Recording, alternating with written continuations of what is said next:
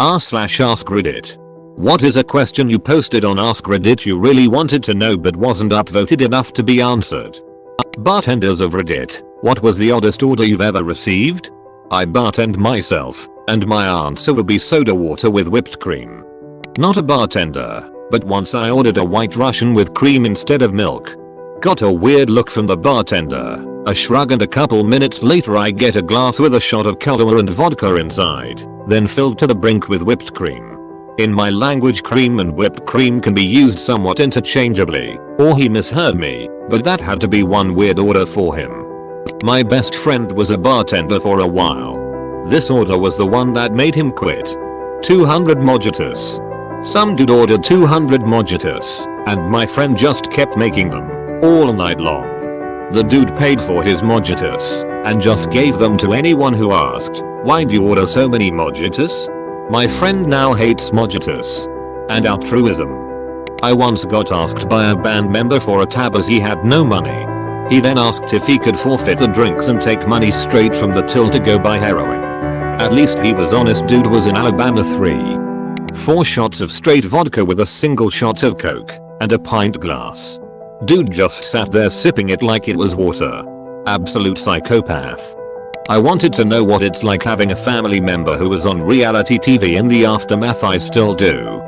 The closest I have was MTV's Maid was at our school. It was cool for a day, then annoying that packs of cameras were congesting the halls even more. Then we all had to go to his concert for their finale, and it was. Homie did not get made. Not family, but I had a buddy that was on Jerry Springer. The short story is that his wife's ex had become a drag queen and wanted her back. So the drag queen called the Springer show and told them the situation.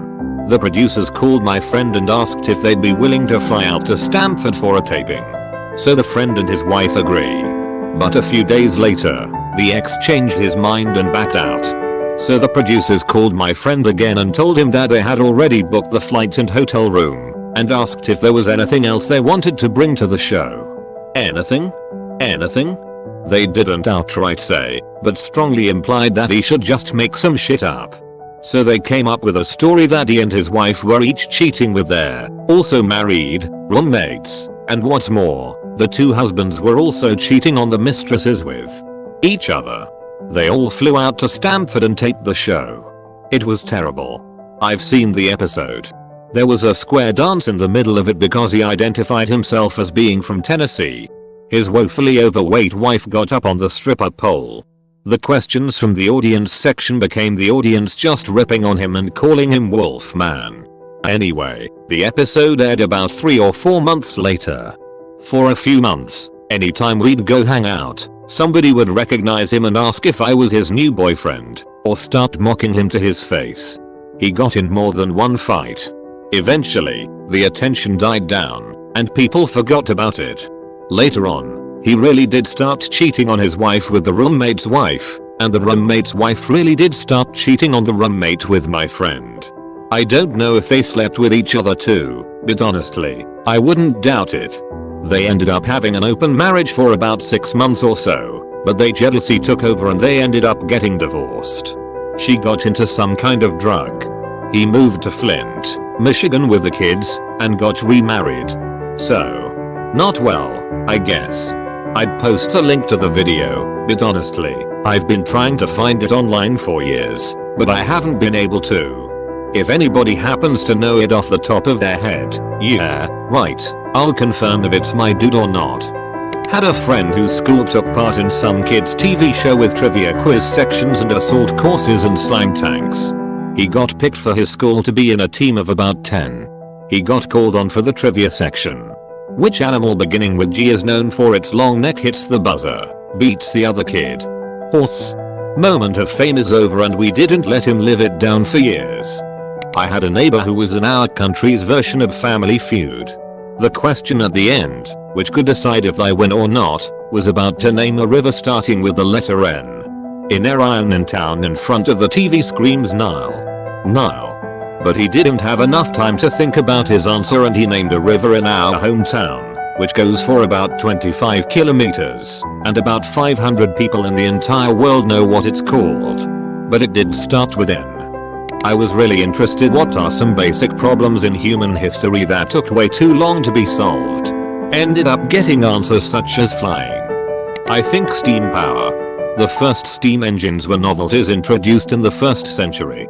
It took 1,500 more years for someone to figure out how to put it to work. That seems way too long. How would our world be different if steam began driving pumps and transportation by 2nd or 3rd century? So you know about scurvy, a nasty disease caused by lack of vitamin C, which often occurred among sailors on long journeys. Well, they figured that out after some centuries and standard practice became to bring fruits and veggies on voyages.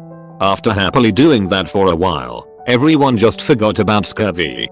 They collectively just forgot why they kept bringing these expensive fruits and decided now let's not, and began scratching their heads about this newfound nasty disease. Took them more than a century to figure it out again. Silly sailors. Oh, I've got one that hasn't been said yet. I'd say agriculture. The modern human has been around for at least 100k years, and yet we were all hunters-gatherers until about 10k years ago. It has always puzzled me so much that it took so long for sedentary agriculture to start, and when it finally did, everybody did it basically at the same time. We've got signs that agriculture began all around the Fertile Crescent, Middle East, India and China in the same time period. I might have gotten some of the details wrong. Someone more qualified can correct me. But the general idea is that it took us a lot of tens of thousands of years to take the leap into sedentariness and agriculture. Germ theory wasn't established until the mid-19th century. Before that, our efforts to treat disease were almost entirely trial and error. What it's like to go through a tornado. Many of these questions sound interesting. It's a shame they didn't go far. I was safe inside when it passed. Went outside minutes after and it was eerie. No wind, no birds, but the clouds were beautiful. My friend's father lost his life, another lost her home. We are not in Tornado Alley. If you've lived in Tornado Alley, you develop a kind of sense. When the clouds look right, you know to put on the local news or the radio. There've been a few unusual ones that I didn't know about until the sirens started to go off though. At home, you get to a basement shelter once the windows start to rattle. Most people have a battery-powered radio or something so that they know when it's safe to come out. The storm itself is a little weird. The rain can go from drizzle to hurricane-like to hail in a few seconds. If you look up through a hole in the stratus clouds, you can see the upper layers racing off in a completely different direction. Other people say that the tornado sounds like a freight train. To me, it always sounded like a swarm of angry hornets. If you're in a bathroom, you can hear the drains sucking air out as the air pressure changes. Grew up in Tornado Alley, and was driving when a tornado touched down only a mile away. I didn't have the radio on, and I was in the country, so I didn't hear the sirens warning. However, you do develop a sense. Tornadoes have a smell to them, believe it or not. I can't really explain the smell very well except to call it earthy, and you learn what to look for in the sky, too. Certain colors, certain cloud shapes, certain light patterns.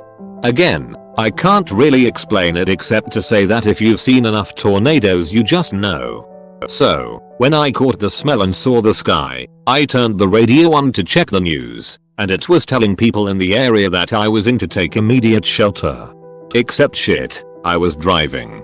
What they tell you to do if you're driving is to get out and lay face down in the nearest ditch while covering the back of your head, so I did.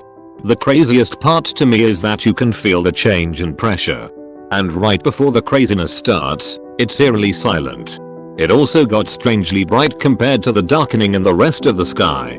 Then, there was suddenly a downpour, small hail that pelted me, and the sound. Oh my god, the sound. Even a mile away, it was so loud that I couldn't hear anything else.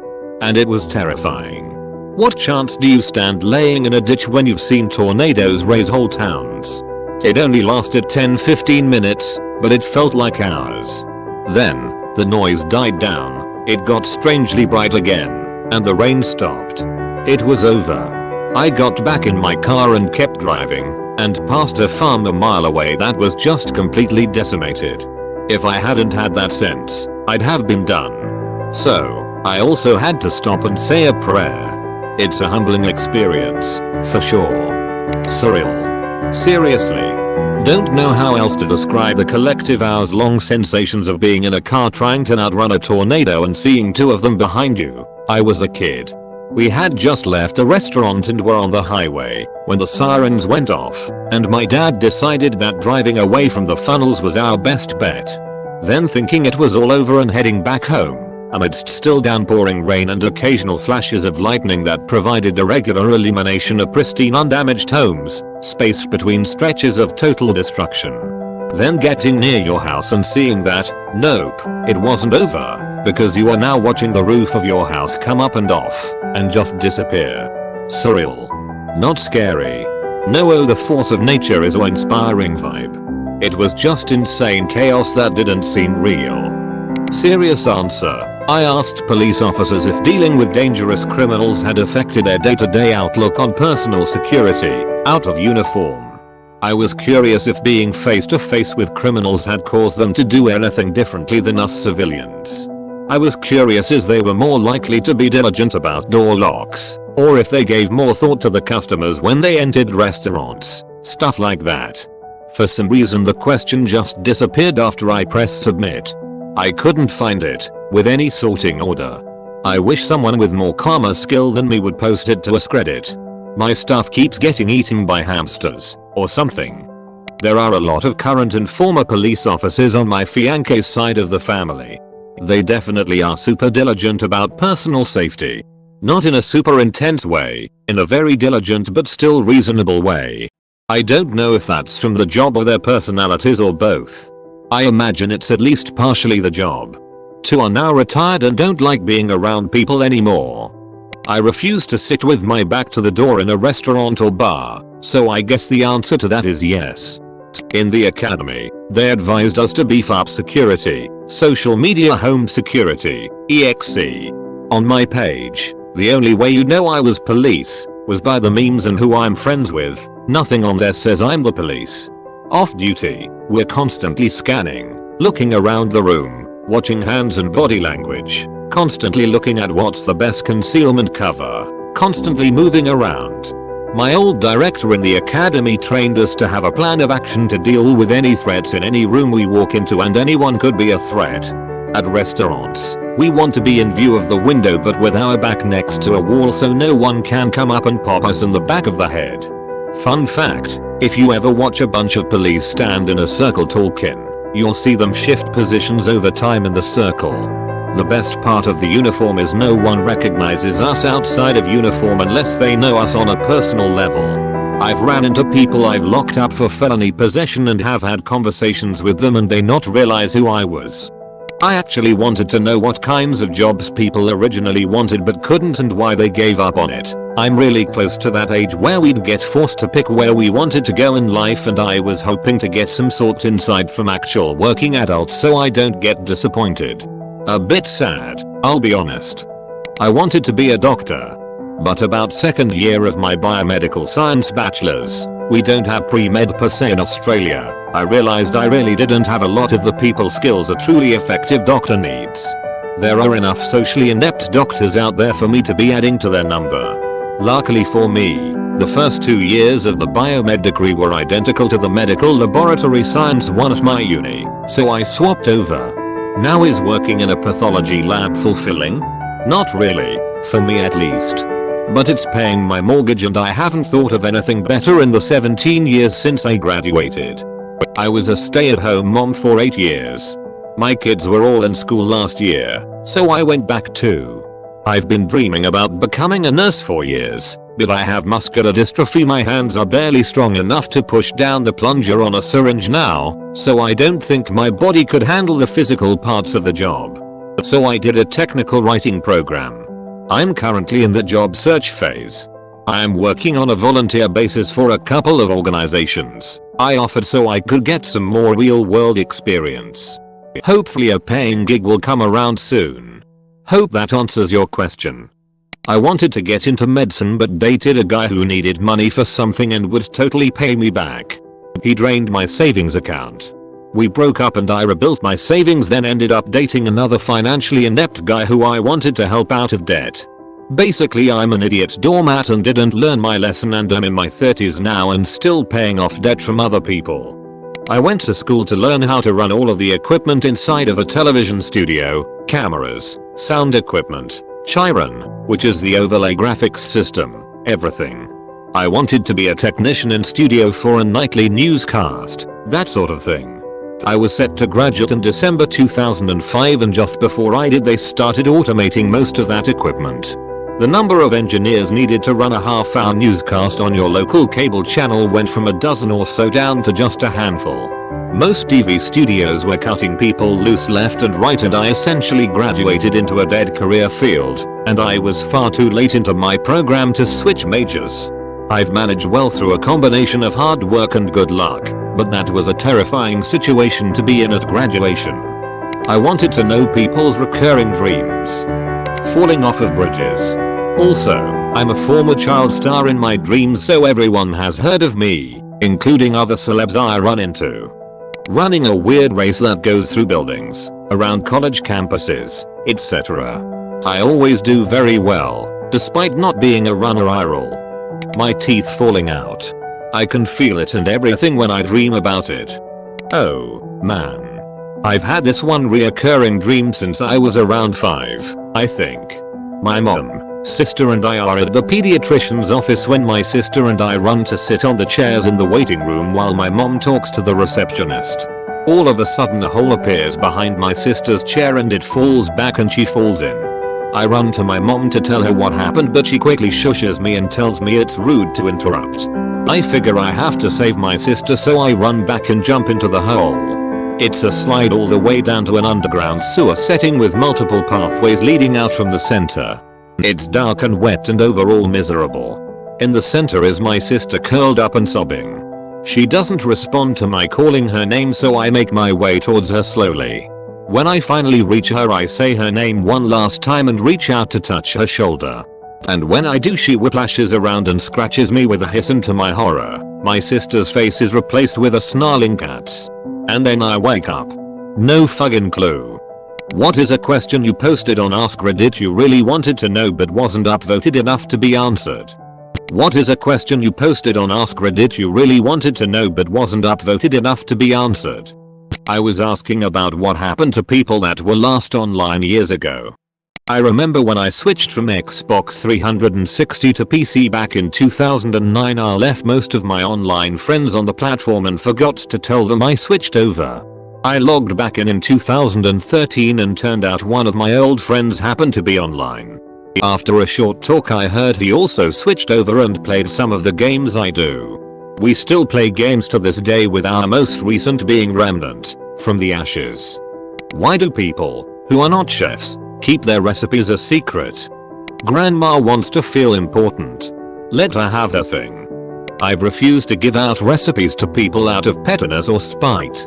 I have a few relatives who have insulted things I've made and then asked for the recipe when others have praised the dish.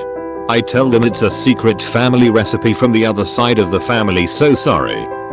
Other than that, I'm not sure. I'd make a guess that if it's their specialty or something, maybe they don't want to share because then others would make it and it wouldn't become just their thing. Dead people of Reddit, how is it going out there? I kind of understand you got little response. I wanted to hear from promiscuous people about how often they bump into people say today that they've slept with and how that all went.